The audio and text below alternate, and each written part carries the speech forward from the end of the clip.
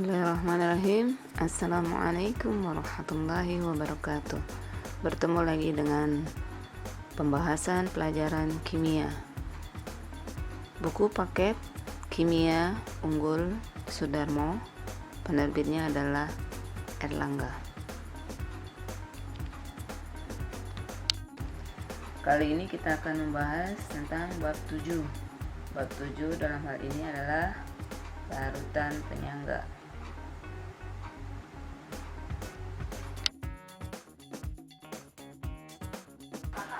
Berikut adalah pembahasan soal nomor 2 pada contoh soal nomor 2 halaman 268.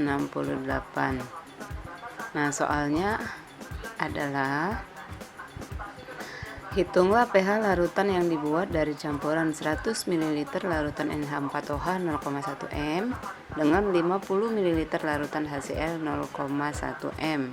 Diketahui KB NH4OH adalah 10⁻⁵. Mari kita simak penjelasan dari contoh soal tersebut. Selanjutnya kita akan membahas contoh soal halaman 268. Tadi soalnya sudah dibacakan, kemudian sekarang jawab. Nah, yang pertama-tama sekali harus kita lakukan adalah membuat reaksi, sama seperti ketika penjelasan pada larutan hidrolisis.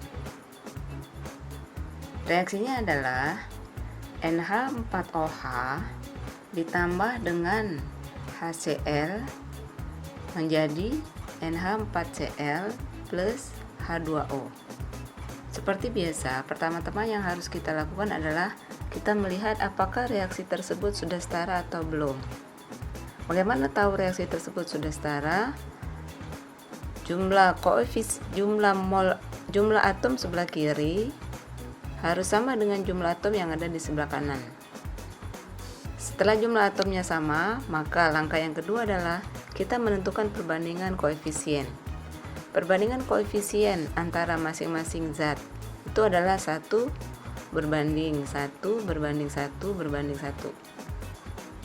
Setelah itu kita lihat apa data yang diketahui. Data yang diketahui adalah 100 ml NH4OH 0,1 m. Maka yang diketahui pada NH4OH adalah volumenya 100 ml dan konsentrasinya adalah 0,1 m. Data yang diketahui pada HCl adalah volumenya 50 ml sedangkan konsentrasinya adalah 0,1 m. Selanjutnya, kita akan menentukan kesetimbangan dari asam dan basa tersebut. Berikut pada contoh ini, basa yang direaksikan adalah basa lemah dan asam yang ditambahkan adalah asam kuat, sehingga garamnya yang terbentuk adalah garam dari basa lemah dan asam kuat. Pada sistem kesetimbangan kita seperti biasa menggunakan sistem MBS. M itu mula-mula, B itu yang bereaksi, S itu setimbang. Jadi M itu adalah mol mula-mula, B itu adalah mol bereaksi, dan S itu adalah mol pada saat setimbang. Nah, mula-mula yang diketahui adalah NH4OH adalah 10 mmol. Dari mana 10 mmol? 10 mmol ini ada dari 0,1 molar dikali dengan 100 ml.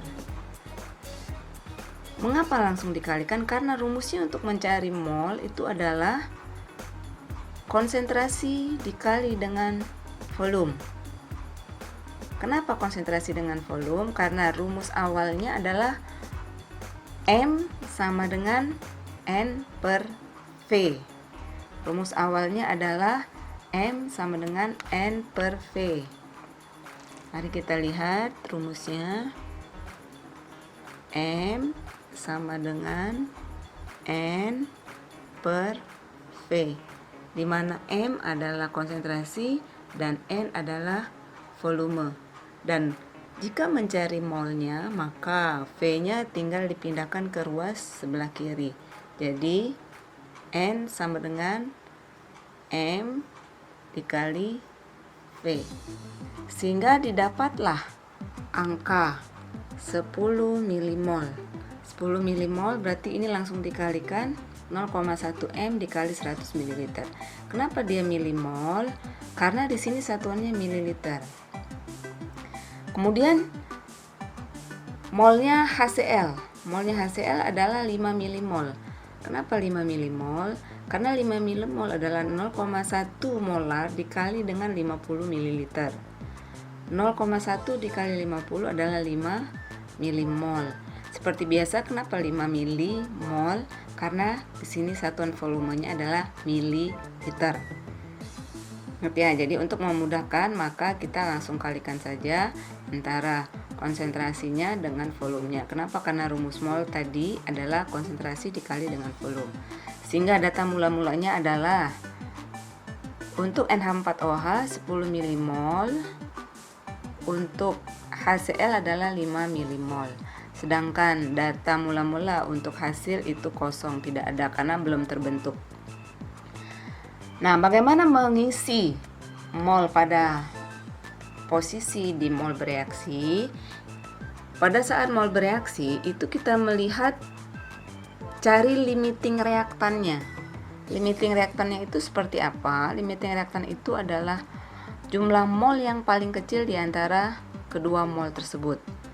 Berarti dia yang habis bereaksi. Limit berarti batas reaksi. Batas reaksi berarti dia cari mol yang habis bereaksi terlebih dahulu. Cari mol yang habis bereaksi dahulu, atau cari mol yang habis, atau cari mol yang kecil berarti. Maka di sini mana mol yang paling kecil? Mol yang paling kecil adalah 5 milimol. Nah, 5 milimol ini adalah mol yang paling kecil. Tahu dari mana dia 5 milimol paling kecil? Karena perhatikan perbandingannya 1 banding 1. Sedangkan di sini 10 dan 5. Cara menentukan limiting reaktan, jumlah mol mula-mulanya dibagi dengan koefisiennya sama dengan 5. Berarti 5 mol dibagi 1 sama dengan 5. Sedangkan di sini 10 milimol dibagi dengan 1 sama dengan 10. Mana yang paling kecil? Maka yang paling kecil adalah 5. Dan jangan lupa bahwa limiting reaktan itu adalah mol yang terkecil atau mol yang paling kecil. Kenapa? Karena dia yang habis bereaksi. Jangan lupa juga bahwa untuk menentukan mol yang terkecil itu harus dibagi terlebih dahulu dengan koefisiennya.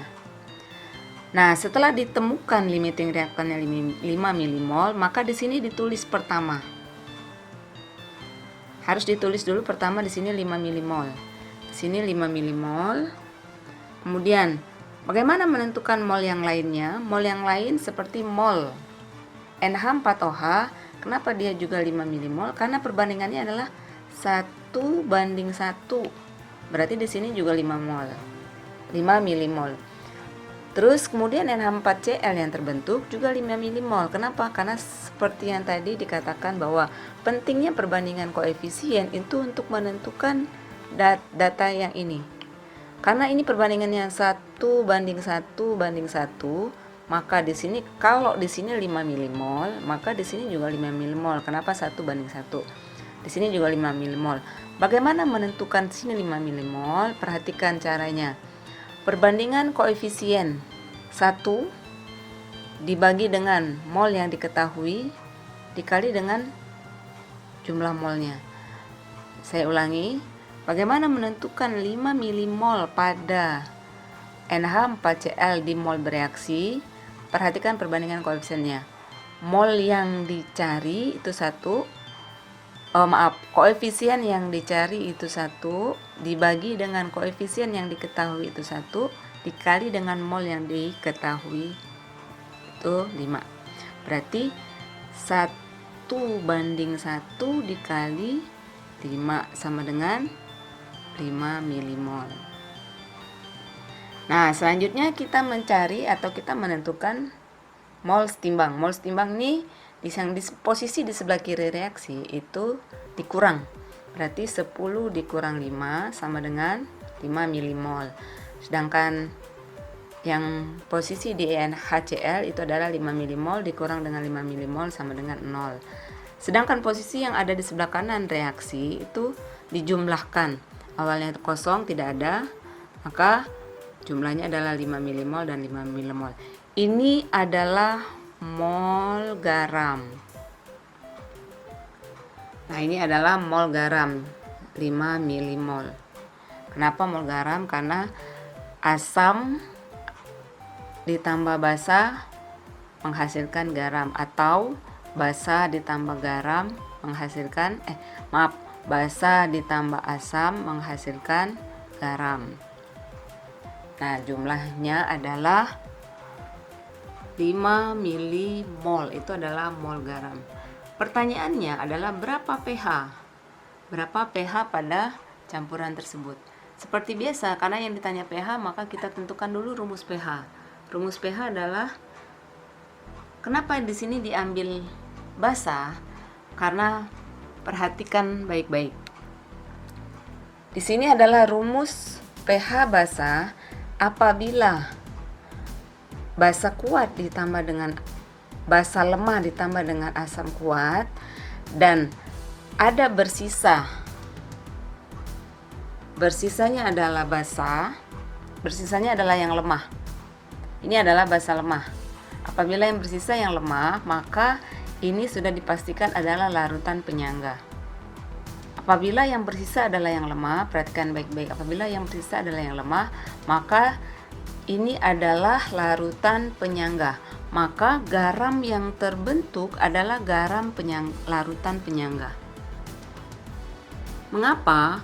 Karena pada garam tersebut terdiri dari basa lemah dan asam kuat, ataupun sebaliknya, kalau dia terbentuk dari asam lemah dan basa kuat dan yang bersisa adalah yang lemah, maka itu sudah dipastikan adalah garam dari larutan penyangga. Perhatikan baik-baik. Penjelasan yang lalu, apabila yang lemah ditambah dengan yang kuat dan dia habis bereaksi, pada saat pembahasan yang lalu di sini 0, di sini 0. Berarti kalau di sini 0 dan di sini 0 habis bereaksi semua, maka dia adalah larutan hidrolisis.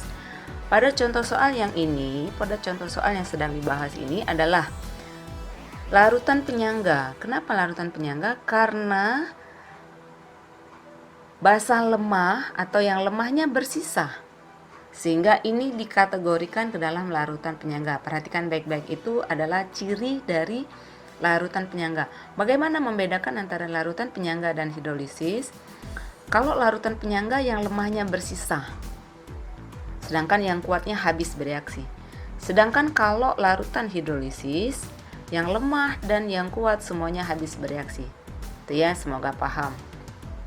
Sehingga akan membentuk larutan garam tergantung dari apakah dia hidrolisis, apakah dia penyangga. Pada contoh soal kali ini adalah larutan garam yang penyangga. Kenapa? Karena yang bersisa adalah asam lemah. Yang bersisa adalah basa lemah, Yang bersisa adalah basa lemah. Nah, untuk menentukan pH, karena yang bersisanya basa lemah, maka pH-nya otomatis adalah pH basa. Apa rumus pH basa? Rumus pH basa adalah pH sama dengan 14 plus log konsentrasi OH-. Kemudian bagaimana kita menentukan konsentrasi OH-? Konsentrasi OH- itu untuk rumus larutan penyangga. Untuk rumus larutan penyangga, konsentrasi OH- adalah Kb dikali B per G. Kb adalah konstanta basa, B itu adalah mol basa, sedangkan G itu adalah mol garam. Ya, ini adalah rumus konsentrasi OH- sama dengan Kb dikali B per G. Kb adalah konstanta basa dan B adalah mol garam, sedangkan G adalah B itu adalah mol basa, sedangkan G itu adalah mol garam. Nah, kebalikannya dengan kalau yang bersisa adalah asam lemah, maka di sini diganti dengan konsentrasi H+ sama dengan Ka dikali A per G. Itu kalau dia yang bersisa adalah asam. Nah, pada contoh soal kali ini yang bersisa adalah basa lemah, maka rumusnya adalah konsentrasi OH- sama dengan KB dikali B per G. Bagaimana menentukannya? Mari kita cari. Konsentrasi OH- sama dengan 10 pangkat min 5. Kenapa? Karena KB 10 pangkat min 5 dikali dengan B nya 5 milimol. Dari mana 5 milimol? Karena 5 milimol dari sini. Basa, mana basa? Nah, ini mol basa. Ini mol basa 5 milimol. Sedangkan ini adalah mol garam. Mol garamnya juga 5 milimol. Sehingga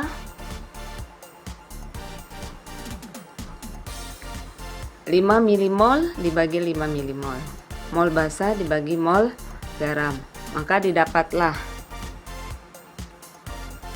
10 pangkat min 5 molar. Ini hasilnya, karena 10 pangkat min 5 dikali 1 sama dengan 10 pangkat min 5 molar. Setelah diketahui konsentrasi OH- nya, maka kita akan melanjutkan menentukan pH. Rumus pH-nya adalah 14 pH sama dengan 14 ditambah log OH-.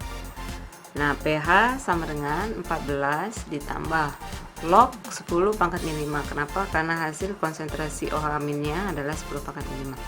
Bagaimana cara menentukannya untuk logaritma?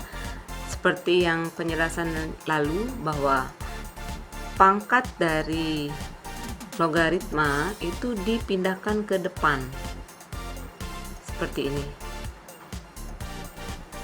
Pangkatnya dipindahkan ke depan, jadi di min 5 dikali log 10. Min 5 dikali log 10 itu 1, jadi min 5 dikali 1 sama dengan min 5. Sehingga 14 min 5 hasilnya. 14 min 5 atau 14 dikurang 5 sama dengan 9. Maka pH campuran tersebut adalah 9. Demikianlah penjelasan kali ini. Semoga bisa dipahami. Terima kasih. Assalamualaikum warahmatullahi wabarakatuh.